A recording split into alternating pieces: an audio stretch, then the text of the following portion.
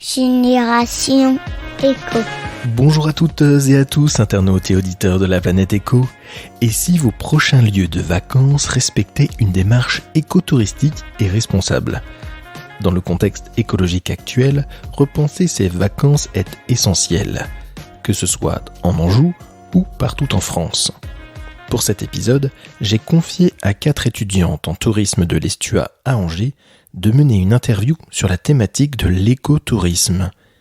Elles sont parties à la rencontre de Mallory, étudiante en master tourisme durable à l'université d'Angers.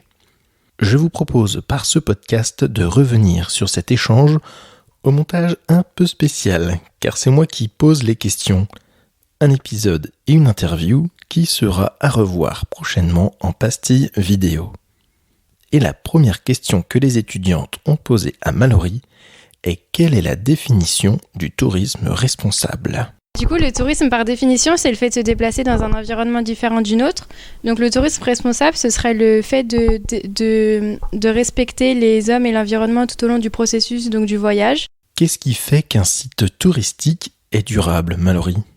Du coup, ça suit la logique du tourisme responsable, qu'on peut aussi appeler tourisme durable ou tourisme bienveillant. Un site responsable, ce serait un site qui respecte l'environnement et les hommes, qui minimise son empreinte et qui maximise, du coup, encore une fois, les externalités positives, tant auprès des hommes, de la nature que de tout. Mallory, qu'est-ce qui vous a donné envie de vous destiner à une carrière dans le tourisme durable ? J'ai grandi dans une station de ski et donc quand j'étais petite et quand j'ai grandi, j'ai bien vu l'évolution du changement climatique, la disparition de la neige notamment quand je parlais avec mes grands-parents et qui me disaient qu'elle arrivait début novembre pour se terminer mi-mai. Aujourd'hui, c'est plus du tout le cas et donc je me suis rendu compte qu'il y en avait beaucoup qui se rendaient compte de la situation, mais très peu qui se questionnaient et qui se remettaient en question et qui essayaient de changer les choses. Donc je me suis dit que ma place était peut-être de faire ça, peut-être d'ouvrir les consciences et peut-être de jouer un rôle et d'apporter ma petite pierre à l'édifice. Est-ce que vous pouvez nous citer 5 points clés à respecter lorsque l'on veut voyager de façon responsable ? Du coup, le premier point clé pour moi, ce serait plutôt de préférer la qualité plutôt que la quantité. Le fond du problème dans le tourisme, c'est pas le tourisme, mais c'est le nombre en fait. On peut plus se permettre d'aller à New York 4 fois par an pendant 3 jours. C'est plutôt maximiser nos déplacements. Si on va dans un autre continent, on y reste 1, 2, 3 semaines minimum. Ensuite, deuxième point, ce serait de garder le contrôle de soi-même. On sait que quand on est touriste, on est dans un univers déroutinisant et décontrôlant, donc on n'a plus nos règles, plus nos normes. On a plus tendance à faire n'importe quoi, je dirais, à oublier les bons gestes. Donc l'idée, ce serait de les garder le plus possible parce qu'il ne faut pas oublier qu'il y a des personnes qui habitent sur place. Troisième point, ce serait le fait de penser environnement à tous les processus. Quand on se déplace, quand on vit, quand on loge, il faut garder en tête l'aspect environnemental, que ce soit pour le trajet, que ce soit pour le choix de l'hôtel, que ce soit pour le tri des déchets tout au long du processus. Quatrièmement, ce serait de penser humain, parce que comme je le disais, dans les endroits où on va, il y a des humains et des habitants. Donc l'idée, ce serait de les respecter le plus possible. C'est le tourisme responsable et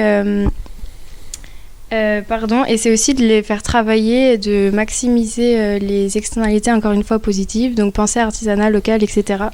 Et finalement, je pense qu'il faut s'engager dans une démarche sincère et ne pas suivre la mode. Le tourisme durable, c'est quelque chose qu'on entend tout le temps. Il ne faut pas le faire parce que c'est rigolo et parce que les copains le font. Il faut le faire avec une réelle motivation, une réelle envie. Et c'est comme ça que ça marchera le mieux. Avez-vous une belle adresse engagée à nous faire découvrir en Anjou ? Une belle adresse engagée. Aujourd'hui, elle n'a pas vu le jour, mais c'est un projet. C'est le projet Ecoterra. Ça m'a particulièrement plu parce que c'est un écolieu touristique qui vise à rassembler touristes, habitants et professionnels. Donc, dedans, il y aura des salles de formation, des salles pour accueillir des séminaires, il y aura des salles pour accueillir des touristes. Ce sera aussi une espèce de ferme, si j'ai bien compris, avec plusieurs animaux. Donc voilà, le but, c'est de rassembler tout ce petit monde et de le faire dans des valeurs de respect, de partage, de bienveillance. Donc je pense que ça peut être très très chouette et ça peut nous surprendre et nous plaire beaucoup. Merci à Mallory pour cette interview. Si vous souhaitez aller plus loin dans le tourisme vert, vous pouvez réécouter 3 épisodes sur le sujet. L'interview de Guillaume Jouffre, un des co-créateurs de Gringo, le Airbnb responsable et français. L'interview de Nicole Lafrasse, créatrice de l'écosite Une Émeraude en Anjou. Et enfin, l'interview de Raphaël Letellier et Julien Cornu de Slow Village pour des séjours éco-friendly. Les liens sont en description. Vous venez d'écouter un nouvel épisode de Génération Éco. Merci à Anaëlle, Tilane, Léa et Marine pour leur travail. Vous pouvez retrouver cette interview sur le mini-site écotourisme-anjou.generationeco.fr et vous pouvez aussi télécharger un guide d'une sélection des sites écotouristiques en Anjou au format PDF. Vous venez d'écouter un nouvel épisode de Génération Éco. Merci pour vos partages et commentaires, que ce soit via les réseaux sociaux ou par mail. Cela motive à continuer, alors vraiment merci. Pour ceux qui écoutent via Apple, merci de nous mettre 5 étoiles, ça aide aussi grandement au référencement. Et encore merci pour votre écoute de ce nouvel épisode. Je vous dis à bientôt à l'écoute de Génération Éco.